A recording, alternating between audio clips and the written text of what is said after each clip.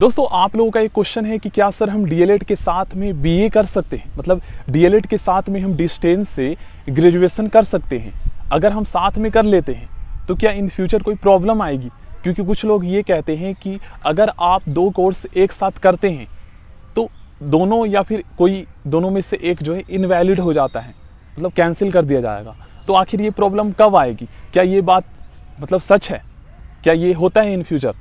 तो आज की इस वीडियो को दोस्तों अगर आप एंड तक देखते हैं, मुश्किल से ये 2 मिनट की वीडियो होगी, कंप्लीट इन्फॉर्मेशन आपको मिलने वाला है विद प्रूफ के साथ। देखो सबसे पहले मैं आपको एक चीज़ बता देता हूँ कि प्राइमरी टीचर बनने के लिए क्या एलिजिबिलिटी क्राइटेरिया होता है। ये आप में से बहुत सारे स्टूडेंट को नहीं पता होगा, बस आपने किसी की वीडियो देखी होगी और जो वो कह रहे थे उन्हीं बात को आप फॉलो कर लेते हैं और उसके बाद आप टेंशन में आ जाते हैं कि मैंने डीएलएड के साथ में ग्रेजुएशन कर लिया है तो कहीं मेरे प्रॉब्लम ना आ जाए इन फ्यूचर।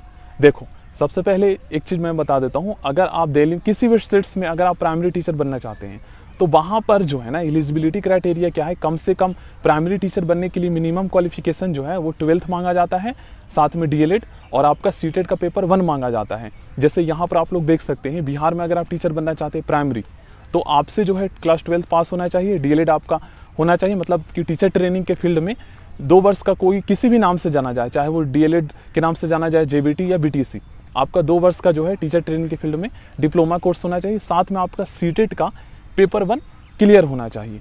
ये मांगा जाता है, आपसे ग्रेजुएशन नहीं मांगा जाता है। डीएलएड करने का फ़ायदा क्या है? डीएलएड आप 12th के बाद ही कर सकते हैं तो इसलिए नहीं मांगा जाता है। अब यहाँ पर आप लोग केबीएस के देख सकते हैं, केबीएस में कहीं पर भी नहीं मांगा गया है, मतलब अगर आप केंद्रीय विद्यालय में टीचर बनना चाहते हैं तो यहाँ पर वही कहा गया है डीएलएड होना चाहिए, मतलब 2 वर्ष का डिप्लोमा कोर्स, साथ में आपका जो है सीटेट का पेपर 1 क्लियर होना चाहिए। तो जब आप फॉर्म फिल करेंगे ना उस टाइम पे भी नहीं मांगा जाएगा और ना ही जब आपका डॉक्यूमेंट्स वेरिफिकेशन होगा उस टाइम पे भी नहीं मांगा जाएगा, ठीक है? क्योंकि मैंने खुद बहुत सारे स्टूडेंट के फॉर्म फिल किए हैं तो बहुत सारे स्टूडेंट जो है ना जिन्हें पता नहीं होता है उनकी बातों को मान लेते हैं और फिर वही टेंशन में आ जाते हैं। अब दोस्तों अगर आप 6 से 8 के लिए टीचर बनना चाहते हैं तो अगर आपने डीएलएड के साथ में ग्रेजुएशन किया है तो ऐसे में प्रॉब्लम आ सकती है, क्योंकि बिहार में क्या है, जिन्होंने डीएलएड कोर्स किया है ना तो डीएलएड वालों को भी 6 से 8 के लिए एलिजिबल कर दिया जाता है, मतलब आप अपर क्लासेस के भी टीचर बन सकते हैं। हर स्टेट्स में लागू नहीं किया गया है, कुछ ही स्टेट्स ऐसे हैं जैसे यूपी में, क्योंकि यूपी में ग्रेजुएशन के बाद ही डीएलएड होता है। लेकिन अगर आप दिल्ली में, हरियाणा में टीचर बनना चाहते हैं तो यहाँ पर दोस्तों आप जो है मतलब 1 से 5 तक के ही बन सकते हैं वहाँ पर। तो अगर आप जो है ना डीएलएड के साथ ग्रेजुएशन करना चाहते हैं तो मैं आपको एक बात कहना चाहूँगा कि आप डीएलएड के बाद ही करें, क्योंकि अगर आप इन फ्यूचर जो है ज़्यादा बेनिफिट चाहते हैं, अगर आप 6 से 8 के लिए टीचर बनना चाहते हैं तो क्योंकि 6 से 8 में जो आपको पता है स्पेसिफिक सब्जेक्ट पढ़ाया जाता है, जैसे आपने हिस्ट्री ऑनर्स किया है, पॉलिटिकल साइंस से आपने अपने ग्रेजुएशन किया है तो ऐसे में आप सामाजिक विज्ञान पढ़ाएंगे 6, 7, 8 क्लास को, तो ऐसे में अगर आपका साथ में है तो वहाँ पर आपको एलिजिबल नहीं किया जाएगा 6 से 8 को पढ़ाने के लिए।